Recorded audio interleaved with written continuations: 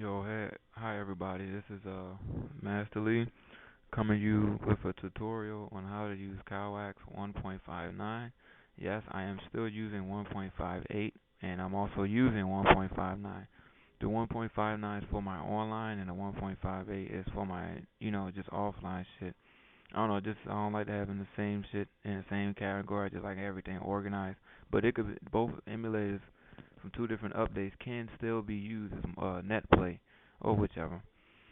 So and go ahead and get this started. Once you make a folder for it, it's going to look your emulator is going to look like this. This is not it. Just using this for an example. It's going to look like a stack of three books saying Win Cowax. You have three ways you can open it, which is left click it, and it'll come up like this. And it's going to tell you you can extract and all that. But the way I use it is I right click it, and you see right here it says extract to and to that folder's name. And once you do that, it make the folder for you, so you ain't got to worry about going through all that work. So that's most likely what I do. And as you can see, the name of the folder is what I just made. And also, now when you go to ROMs, these where games are supposed to be held. And different category of ROMs, of course, CPS 1, 2, and Neo Geo. I will make another tutorial on Neo Geo because you need the BIOS and shit, and I forgot where the hell they at for this thing, but I'm only doing this tutorial for CPS 2 and 1.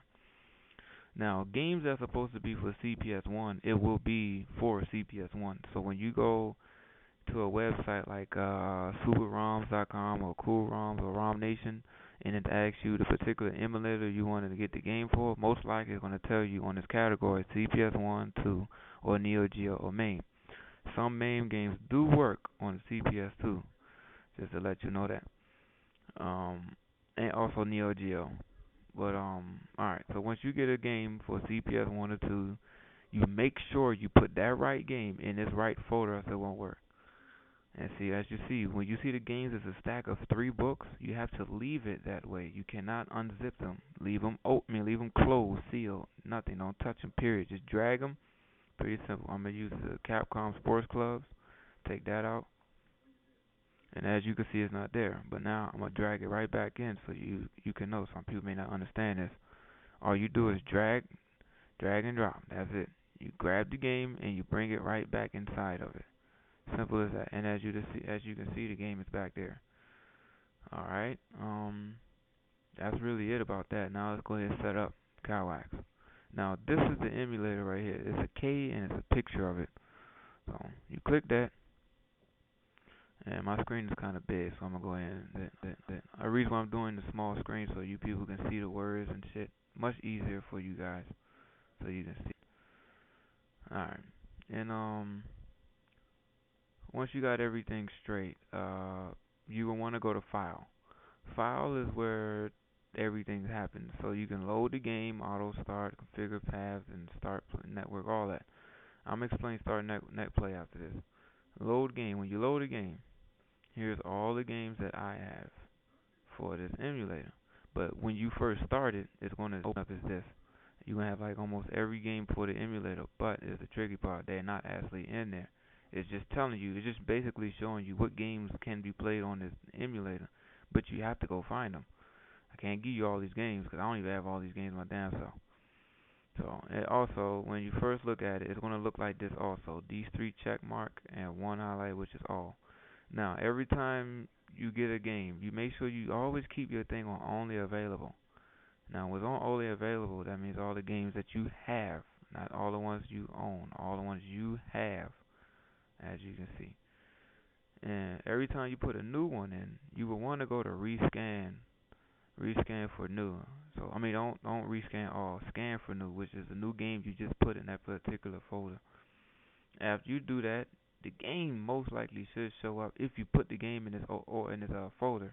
And like I said, you gotta pay attention where you download the game from. If you download the game from Super ROMs tell you what category they're in. So if you download Street Fighter Alpha 3 from CPS2, it goes in the CPS2 folder. But like I said, Super ROMs you gotta download all the parts. Once you download all the parts, you have to highlight all of them like this. Say for an example that I don't know, all these things are zipped up. You have to highlight all of them and just extract all of them. It's really easy. It's not hard. And you still have to leave that game as a stack of books. So, but now I'm about to configure it and I guess everything else. Alright, once you've got your game, you want to go to load game, and you pick a game that you wanna play. I'ma pick. I really don't care. I pick shit. I don't know.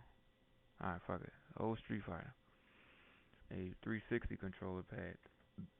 Um, when you start the game up, you have various options: video, sound, mix, gaming tools. But most likely, if your computer is good, you don't even need to touch these three. But game, when you go to game, you go to redefine keys, and on the right, it should come up as player one, 2, 3, and 4. You go to player one. Now, this is where you set up your keys for your game. Now, as you see, it says joy up. I'm using my 360, but when you use the keyboard, it's just going to show up, down, left, right.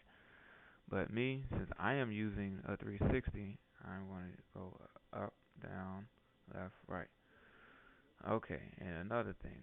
Now, when you play CPS2 games, they don't even tell you the damn controls, so you most likely gotta figure them out. But I'll be nice and tell you the controls. This right here is low punch. This is for CPS2. This is mid punch, and this is high punch. Low kick, mid kick, high kick. That's it. It's really easy and simple. And once you finish finding those keys, you make sure you go to I'm sorry. You make sure you go to save settings as default and save setting as INI now. So every time you play this game, your controls are set, and every time you play a different game, those controls are set too, just for CPS2. So once you pretty much set it, you go ahead and go and do what you want to do. So I'm entering coins as of right now, and I'm about to play it, I guess, a little. Sagat's my favorite guy. Sagat, Ryu, and Ken, but I'm only using Guile right now. Just like I said, this is an example.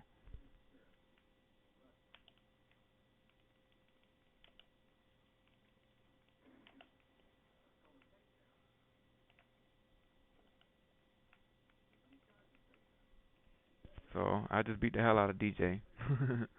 But yeah, I hope this tutorial works. If you have any other problems, please let me know. I'm gonna post all of the links for the emulator, 2 links for the games, and the servers I be in. And also one more thing, I'm gonna show you the Netplay.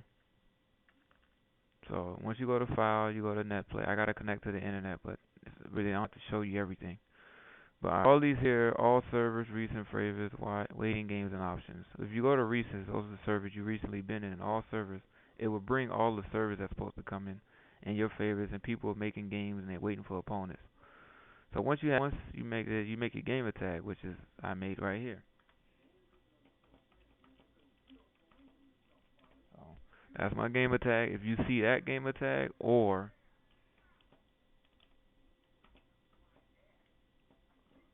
if you see that Gametag, Masterly and Ryu Hoshi, and also one more.